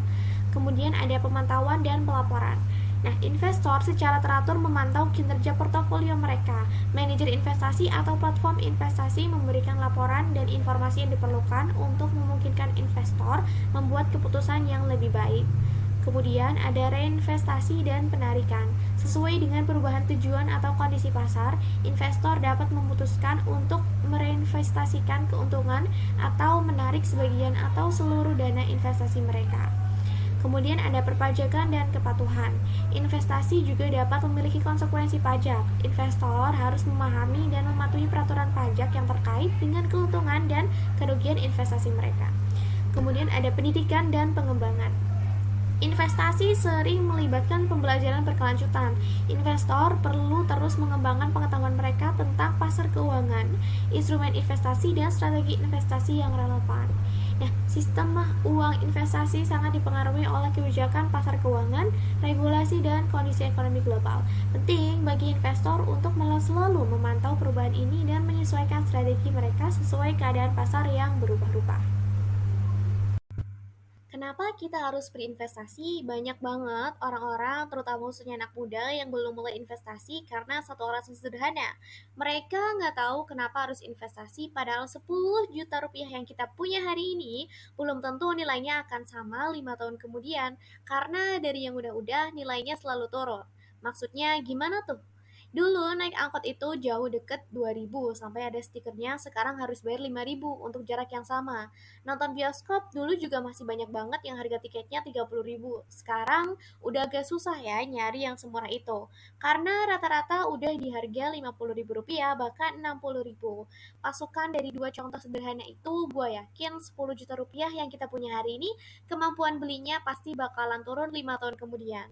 Terus kita harus ngapain nih untuk mencegah hal itu? Itulah mengapa kita harus mulai berinvestasi. Investasi singkatnya adalah mengorbankan sebagian konsumsi hari ini dengan harapan apa yang kita korbankan tersebut menghasilkan lebih banyak lagi di masa depan. Jadi kalau misalnya saat ini kita punya 10 juta rupiah dan kita mutusin untuk nyimpen 2 juta di dalam celengan ayam itu bukanlah investasi karena pas celengannya kita pecahin 5 tahun kemudian jumlahnya pasti akan sama aja, nggak berkurang, nggak bertambah. Jadi kita harus belajar ya cara nyimpennya gimana duit di tempat lain supaya apa supaya 2 juta kita hari ini 5 tahun kemudian nilainya tumbuh lebih besar lagi. Ada 6 tempat nyimpan duit yang akan gue jelasin kali ini. Dari ke-6 tempat menyimpan duit ini ada yang bisa disebut investasi, ada yang enggak. Di mana aja kah itu? Langsung aja ya, ada celengan ayam, bank deposito, bank obligasi, reksadana, dan saham pertama. Celengan ayam uang 2 juta yang kita sisihkan ke dalam celengan ayam 5 tahun kemudian hampir pasti jumlahnya tetap 2 juta alias imbal. Hasilnya adalah 0% dalam 5 tahun. Itu nggak berkurang, nggak bertambah. Apakah ini bisa disebut investasi? Tentu aja nggak. Yang kedua, nggak. Yang kedua, ada bank banyak yang nggak nyadar nyimpen duit di bank itu sekarang bunganya cuma 0,64% aja per tahun. Sedangkan biaya adminnya sekitar 10.000 per bulan. Kalau kita punya 2 juta rupiah dan kita simpen di bank selama 5 tahun, berarti saldo kita di akhir tahun kelima adalah 1,45 juta. Bukannya malah bertambah, malah berkurang. Ya iya, berkurang karena lebih besar biaya adminnya daripada bunga yang kita terima. Berarti menyimpan di celengan ayam dong. Tentu aja enggak. Aku lebih milih nyimpan di bank daripada di celengan ayam karena resikonya tentu jauh lebih besar kalau disimpan di celengan ayam. Belum lagi kalau mau transaksi, ribet. Masa harus dipercaya dulu? Balik lagi, apakah bank ini memenuhi konsep investasi? Tentu aja enggak ketiga. Tentu aja enggak. Ketiga, deposito. Bank ini beda ya sama sekedar menyimpan uang di bank deposito. Di bank deposito itu kita nyimpan uang di bank tapi ada jangka waktunya dan umumnya nggak bisa kita ambil kalau jangka waktunya belum selesai. Semacam deal gitulah, bisa sebulan, 3 bulan, 6 bulan, 12 bulan, dan seterusnya. Kalau punya uang 2 juta dan mau ditaruh deposito, pilihannya terbatas. Dari keempat bank besar contoh kali ini, setahu aku ya hanya Bank Mandiri yang bisa karena minimum menaruh deposito di situ 1 juta rupiah, kalau BCA minimal 8 juta, BRI dan BNI minimal 5 juta.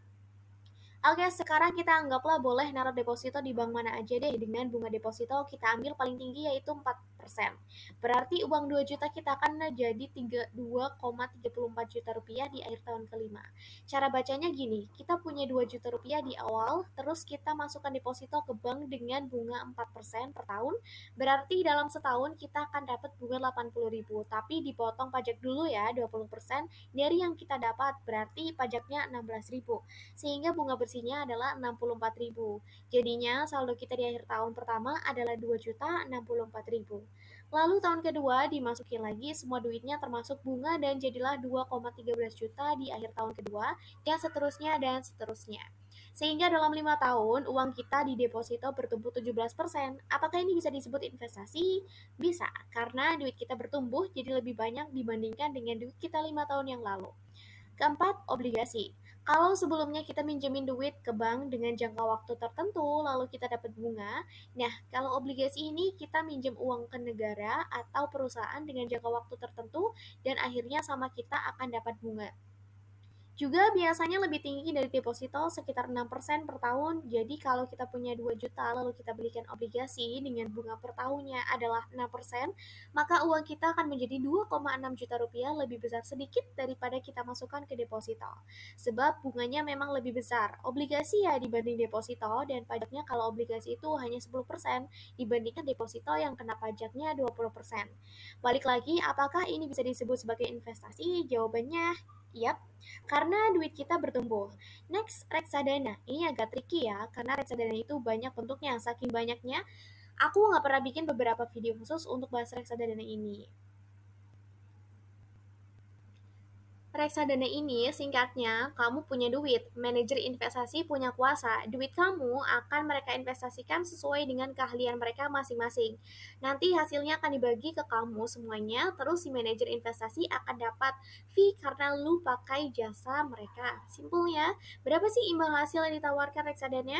Aku coba tanya ke ChatGPT, untuk hal ini dia bilang begini, tingkat keuntungan investasi reksadana bisa sangat bervariasi, bla bla bla bla. Aku akan ngambil angka 10% per tahun untuk asumsi perhitungan kita kali ini. Duit 2 juta kita, kalau kita masukin ke dalam reksadana, ya returnnya setahun katakanlah 10%. Maka duit kita tersebut akan menjadi 3,2 juta. Lumayan, dana kita bertumbuh 61% dalam 5 tahun. Kenapa bisa gede banget? Pertama, karena kita asumsi pertumbuhannya adalah 10% per tahun. Dan reksadana itu nggak kenapa. Reksadana itu enggak. Kenapa? Kenapa aja makanya nih di tabel ini nggak ada kolom pajaknya, kan lumayan jelas banget ya.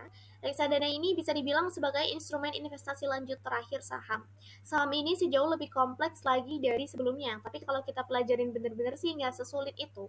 Belajarnya di mana terserah di mana aja. Saham dalam 23 tahun terakhir itu kira-kira naiknya per tahun adalah 10,6%. Kalau teman-teman cari di internet ya sekitar 10-20% lah rata-ratanya setahun. Kita ambil yang paling tinggi aja ya, 12%.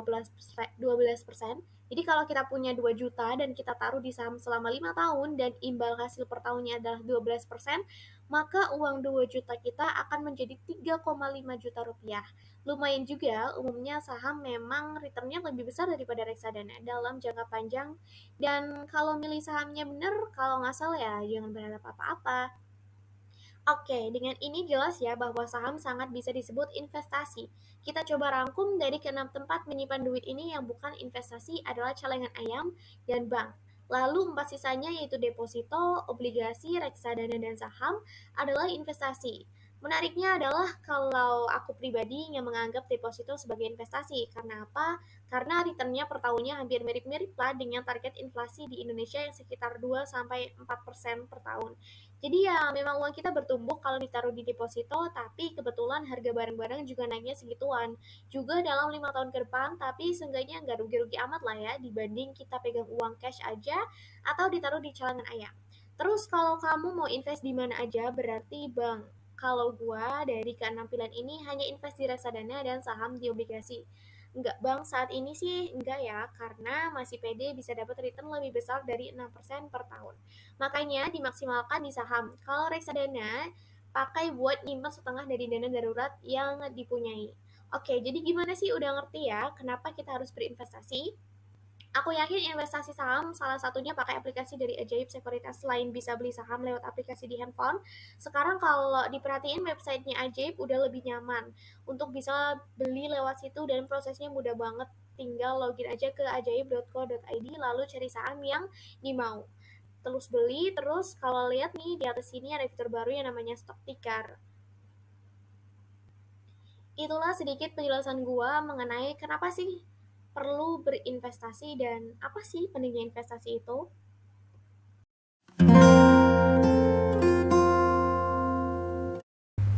Kemudian pembahasan selanjutnya adalah mengenai sistem transaksi internasional.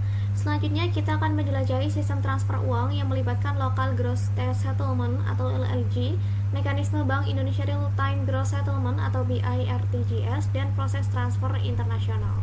Pertama-tama, mari kita lihat bagaimana uang bergerak di tingkat lokal melalui Local Gross Settlement atau LLG.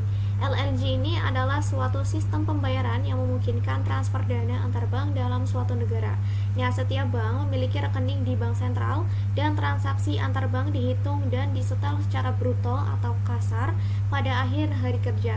Ini memungkinkan penyelesaian seketika antar bank, membantu mengurangi risiko likuiditas. Nah, sementara itu di Indonesia kita memiliki mekanisme BIRTGS yang merupakan singkatan dari Bank Indonesia Real Time Gross Settlement.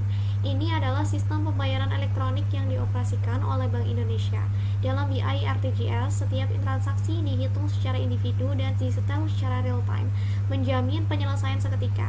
Nah, hal ini membantu mengurangi risiko penyelesaian dan meningkatkan efisiensi dalam transfer dana, terutama untuk transaksi besar atau mendesak.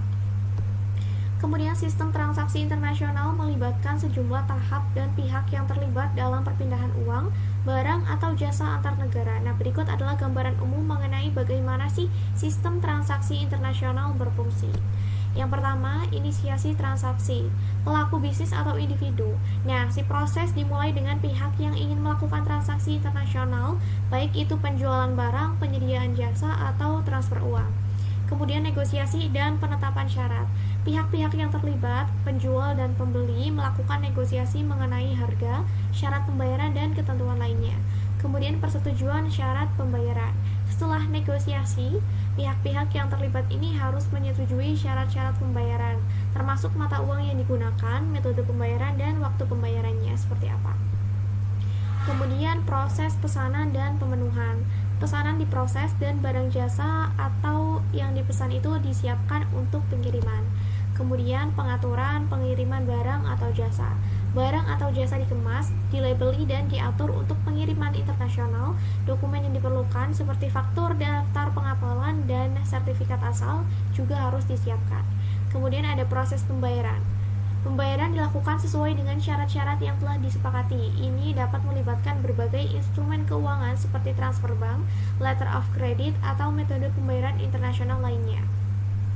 Kemudian penerimaan dan pemeriksaan barang atau jasa. Setelah barang atau jasa diterima, pembeli memeriksa apakah sesuai dengan yang dipesan dan memastikan kualitasnya. Kemudian konversi mata uang jika diperlukan.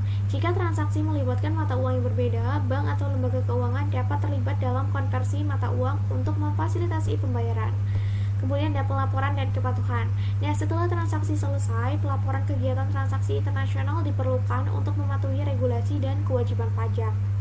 Setelah itu ada penanganan risiko dan asuransi. Dalam beberapa kasus, pihak yang terlibat dan dapat menggunakan layanan asuransi untuk melindungi diri dari risiko kerusakan atau kehilangan selama pengiriman. Kemudian ada evaluasi dan pembelajaran. Setelah transaksi selesai, pihak yang terlibat dapat mengevaluasi hasilnya dan memperoleh pembelajaran untuk transaksi mendatang. Kemudian ada kepatuhan terhadap regulasi dan perpajakan. Pihak yang terlibat harus mematuhi regulasi dan kewajiban perpajakan yang berlaku di negara-negara yang terlibat dalam transaksi. Nah, sistem transaksi internasional ini melibatkan koordinasi yang cermat antara pihak-pihak yang terlibat dan memerlukan pemahaman yang baik tentang peraturan dan kebijakan yang berlaku di tingkat internasional serta di setiap negara yang terlibat dalam transaksi. Kemudian mungkin ada kalian yang bertanya, perbedaan antara transfer uang nasional dan internasional itu apa aja sih? Nah, transfer uang nasional dan internasional memiliki perbedaan signifikan, terutama dalam hal batasan geografis dan proses penyelesaiannya. Beberapa perbedaannya itu yang pertama ada wilayah geografis. Transfer uang nasional itu terjadi dalam satu negara atau wilayah ekonomi. Dana itu dipindahkan dari satu rekening ke rekening lainnya di dalam batas negara tersebut. Sedangkan transfer uang internasional itu melibatkan perpindahan dana antar negara. Uang dikirim dari satu negara ke negara lainnya. Kemudian ada di perbedaan mata uang yang digunakan. Transfer uang nasional ini biasanya melibatkan transaksi dalam mata uang nasional yang sama. Misalnya dari Jakarta transfer ke Surabaya, itu masih menggunakan mata uang yang sama, yaitu rupiah Indonesia. Kemudian sedangkan transfer uang internasional itu melibatkan konversi mata uang karena pengiriman dan penerima uang mungkin menggunakan mata uang yang berbeda. Misalnya dari Indonesia itu ingin transfer ke Amerika, maka dari Indonesia itu menggunakan rupiah dan Amerika itu menggunakan dolar. Di situ terjadi konversi mata uang. Kemudian biaya transfernya. Untuk transfer uang nasional, biaya transfernya itu cenderung lebih rendah karena tidak melibatkan konversi mata uang dan struktur biaya yang lebih sederhana. Sedangkan transfer uang internasional itu biaya transfernya lebih tinggi karena melibatkan konversi mata uang dan kemungkinan adanya biaya tambahan terkait dengan transaksi lintas batas. Kemudian ada waktu penyelesaian yang berbeda. Transfer uang nasional ini biasanya memakan waktu lebih singkat untuk penyelesaian karena transaksi terjadi dalam satu sistem keuangan domestik. Nah, sedangkan uang internasional ini memerlukan waktu lebih lama karena melibatkan beberapa lembaga keuangan, konversi mata uang, dan prosedur kepatuhan yang lebih rumit. Kemudian prosedur dan kepatuhannya juga jelas berbeda. Kalau transfer uang nasional lebih sederhana dalam hal prosedur dan kepatuhan karena hanya harus mematuhi regulasi dalam satu negara. Sedangkan transfer uang internasional itu memerlukan kepatuhan yang lebih ketat terhadap regulasi internasional, termasuk kepatuhan terhadap hukum anti pencucian uang atau AML dan ketentuan keuangan internasional lainnya. Kemudian penyedia layanan dan infrastrukturnya juga jelas berbeda. Kalau transfer uang nasional melibatkan penyedia layanan dalam satu sistem keuangan nasional, sedangkan transfer uang internasional itu memerlukan kerjasama antara beberapa penyedia layanan keuangan internasional dan penggunaan infrastruktur transfer uang global. Kemudian kemungkinan biaya dan risiko tambahnya juga berbeda. Untuk transfer uang nasional itu kemungkinan biaya dan risiko tambahnya itu lebih rendah. Sedangkan yang internasional itu kemungkinan biaya tambahannya seperti biaya konversi mata uang dan biaya perantara serta risiko fluktuasi nilai tukar mata uangnya semakin besar. Kemudian jelas di dokumentasi dan juga persyaratannya itu berbeda. Kalau transfer mata uang nasional itu persyaratan dokumentasinya biasanya lebih sederhana dan sesuai dengan regulasi nasional atau domestik. Sedangkan kalau transfer uang internasional itu memerlukan dokumentasi yang lebih lengkap dan persyaratan yang dapat bervariasi sesuai dengan regulasi setiap negara yang terlibat. Nah, memahami perbedaan ini penting untuk memilih metode transfer yang sesuai dengan kebutuhan dan situasi finansial teman-teman semuanya, terutama ketika terlibat dalam transaksi lintas batas. Nah, beberapa hal yang lebih kompleks untuk transaksi internasional itu ada juga yang pertama, pihak pengirim di bank asal menginisiasi transfer internasional, kemudian uang dikirim melalui jaringan perantara seperti lembaga clearing internasional atau bank koresponden. Nah, selama proses ini, informasi penting seperti nomor rekening penerima dan jumlah uang ditransfer. Kemudian penting untuk dicatat bahwa transfer internasional seringkali melibatkan konversi mata uang. Hal ini dilakukan oleh bank atau lembaga keuangan yang terlibat dalam proses transfer. Nilai tukar saat ini digunakan untuk menghitung jumlah uang yang akan diterima oleh penerima dalam mata uang lokal mereka. Nah, namun transfer internasional ini tidak selalu berlangsung seketika seperti pada sistem lokal. Waktu yang dibutuhkan untuk transfer dapat bervariasi tergantung pada sejumlah faktor, termasuk lembaga keuangan yang terlibat, peraturan keamanan lintas negara, dan jenis layanan transfer uang yang digunakan. Nah, dengan demikian sistem transfer uang melibatkan mekanisme yang kompleks dan ketat baik di tingkat lokal maupun internasional. Penggunaannya membantu memfasilitasi kegiatan ekonomi global dan memastikan bahwa uang dapat dipindahkan dengan aman dan efisien di seluruh dunia. Kemudian, sistem transfer uang mencakup serangkaian proses dan infrastruktur yang memungkinkan perpindahan dana dari satu pihak ke pihak lain. Proses ini dapat melibatkan berbagai metode dan jalur tergantung pada tujuan, skala, dan kecepatan yang diinginkan. Berikut adalah komponen utama dalam sistem transfer uang. Yang pertama tentu saja ada pengirim uang atau remitter. Pihak remitter ini adalah pihak yang menginisiasi transfer uang dengan niat untuk mengirimkan dana. Ini bisa menjadi individu, perusahaan, atau mungkin lembaga keuangan. Kemudian yang kedua, jelas juga ada penerima uang atau recipient atau beneficiary. Pihak yang menerima dana yang dikirim melalui transfer uang, ini juga bisa berupa individu, perusahaan, atau mungkin lembaga keuangan. Kemudian ada metode transfer. Yang pertama itu ada transfer bank internasional. Ini melibatkan proses transfer dana melalui sistem perbankan internasional. Bank berperan sebagai perantara dalam perpindahan dana. Kemudian ada layanan pembayaran digital menggunakan platform online atau aplikasi yang memfasilitasi transfer uang tanpa perlu melibatkan bank fisik. Kemudian ada penyedia layanan transfer uang, perusahaan khusus yang menyediakan layanan transfer uang baik secara konvensional maupun digital. Kemudian jelas ada infrastruktur transfernya. Nah, dibagi menjadi 3. Yang pertama, sistem perbankan internasional. Ini adalah bank-bank dan lembaga keuangan yang berpartisipasi dalam transfer uang antar negara. Kemudian ada jaringan pembayaran internasional seperti SWIFT atau Society for Worldwide Interbank Financial Telecommunication yang menyediakan saluran komunikasi aman untuk lembaga keuangan. Kemudian ada blockchain dan cryptocurrency. Penggunaan teknologi blockchain ini untuk mendukung transfer uang dengan keamanan tinggi dan tanpa perlu perantara. Kemudian ada mata uang dan konversi. Nah, setiap transaksi transfer uang melibatkan pemilihan mata uang yang digunakan. Jika mata uang pengirim berbeda dengan mata uang penerima, konversi mata uang ini mungkin diperlukan. Kemudian ada biaya transfer pastinya. Biaya transfer ini dikenakan oleh penyedia layanan atau bank untuk melakukan transfer uang. Ini bisa termasuk biaya transaksi, biaya konversi mata uang, dan biaya tambahan tergantung pada metode yang digunakan. Kemudian ada keamanan dan verifikasi. Langkah-langkah untuk memastikan keamanan transaksi seperti autentikasi, identifikasi pengirim dan penerima, penggunaan enkripsi, dan prosedur keamanan lainnya. Kemudian ada pemrosesan transaksi. Nah, proses perpindahan dana yang melibatkan otorisasi, verifikasi, dan pencatatan transaksi ini dapat melibatkan beberapa langkah tergantung pada metode transfer yang digunakan. Kemudian ada waktu penyelesaian. Nah, periode waktu yang diperlukan untuk menyelesaikan transfer uang, waktu ini dapat bervariasi tergantung pada metode dan infrastruktur yang digunakan. Kemudian ada pelaporan dan pemantauan. Nah, penyedia layanan atau bank ini dapat memberikan laporan mengenai status dan rincian transaksi kepada pengirim dan penerima uang. Pemantauan transaksi juga penting untuk keamanan dan kepatuhan. Kemudian ada kepatuhan dan regulasi. Setiap transfer uang harus mematuhi regulasi dan hukum yang berlaku. Ini termasuk kepatuhan terhadap peraturan anti pencucian uang atau AML dan regulasi keuangan internasional atau nasional. Kemudian ada pendidikan dan kesadaran pengguna. Penting untuk meningkatkan pemahaman pengguna mengenai berbagai metode transfer uang, biaya yang terlibat, dan langkah-langkah keamanan yang diambil. Nah, sistem transfer uang ini pada akhirnya terus berkembang seiring kemajuan teknologi dan kebutuhan global. Inovasi seperti teknologi blockchain dan pembayaran digital terus memainkan peran penting dalam meningkatkan efisiensi dan keamanan dalam proses transfer uang. Hadirnya pandemi di tengah kehidupan kita sejak 3 tahun terakhir telah mengubah banyak hal Sobat Rupiah.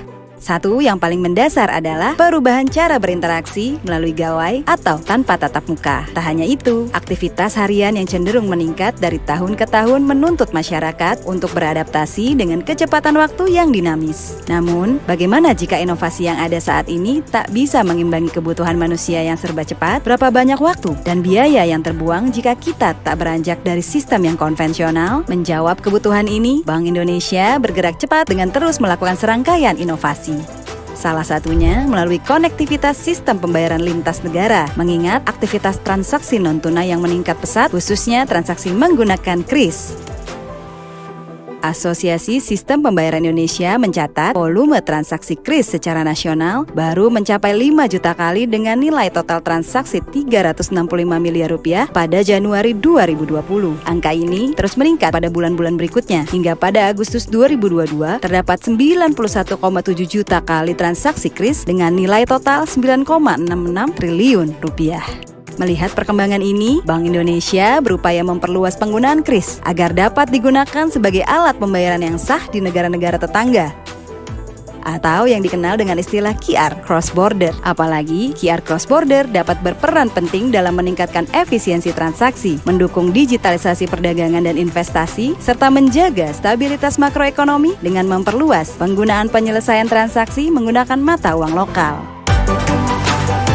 Menindaklanjuti hal ini, Bank Indonesia menyepakati penguatan dan peningkatan kerjasama dengan Bank Sentral ataupun otoritas moneter dari 4 negara di kawasan ASEAN, yaitu Bank Negara Malaysia, Bangko Sentral NG Filipina Sea, Monetary Authority of Singapore, dan Bank of Thailand. Bahkan, kerjasama ini telah diperluas sampai ke negara Jepang. Kerjasama ini menjadi wujud nyata implementasi dari G20 Roadmap for Enhancing Cross-Border Payments. Sejalan dengan keketuaan Indonesia pada ASEAN and Co-Chairmanship Jepang pada ASEAN 2023 yang ditujukan untuk mewujudkan dan mendukung pembayaran lintas batas yang lebih cepat, murah, transparan, dan inklusif.